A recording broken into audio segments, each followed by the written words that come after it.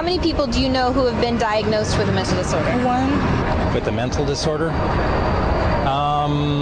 Two. I'm sure a couple. I know a few. About 3 or 4 personally. Probably 4. Half a dozen? I'll say about 9. At least a dozen. I'll bet I could count 15. 20, but I personally know. My oldest son is diagnosed with... My mother was diagnosed. Kid from my childhood. A friend, the next person. Just my grandfather and cousins. A friend of mine, friends. My sister, my neighbors. 2 friends, a girlfriend. A niece, 1 friend. My mother. All my friends, everybody I know. Por lo visto hay una inundación de enfermedades mentales a nuestro alrededor. ¿De dónde proviene esto? De los psiquiatras, cuyo manual de diagnóstico y estadística puede etiquetar a cualquiera que camine hoy por la tierra como enfermo mental. Psychiatrists, I believe, they look at every human being and they divide humans into 2 classes: clients and potential clients. We see this no more prevalent in any field than in the field of the mental disorders, where one disease after another is invented and then popularized and the public is made to worry about it. It's a disease mongering. It's the selling of sickness. You know, sometimes it's a drug in search of a market, and it's giving public awareness to minor conditions with the ultimate goal is to sell more medications. It's not caring for people. When you run out of symptoms, you don't have any more clientele to market to. So you have to invent disease. Everyday things like shyness, sadness, or even situational depressions like grieving, postpartum depression, they all become studied and prescriptions start to get written for these drugs. Before these drugs were introduced in the market, people who had these conditions would not have been given any drug at all. And so it is the branding of a disease, and it is the branding of a drug for the treatment of a disease that did not exist before the industry made the disease.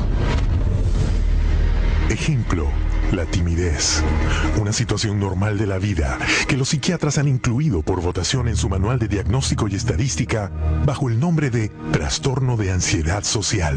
You know, people are nervous. Well, they come up with, say, social anxiety disorder. SAD, they'll call it SAD. And the connotation is that everybody ought to be happy and that here's a drug that can make you happy.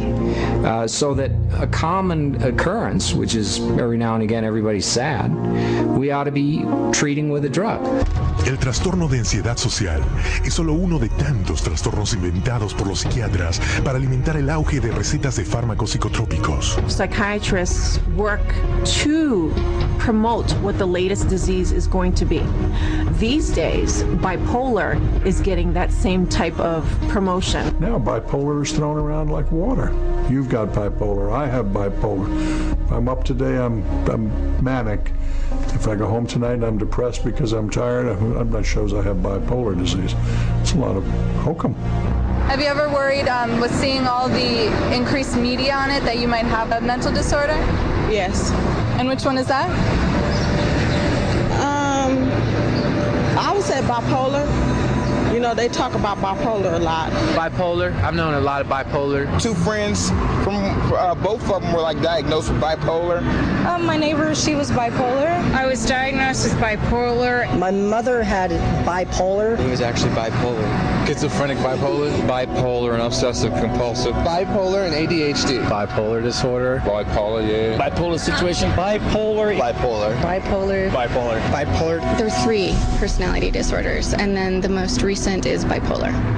And that's just been in the past year.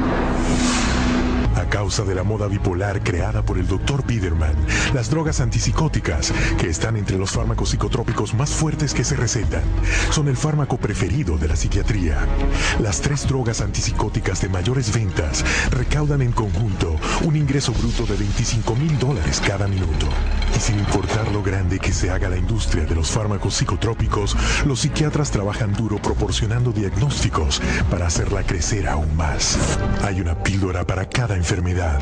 Y prácticamente a nadie se le dice lo peligrosos que son los fármacos psiquiátricos. As a chemist, I'm making these drugs. They're proving deadly in our labs, and they're proving deadly in other labs. Dangerous, ineffective, causing the exact same thing they're supposed to treat. How are they selling them?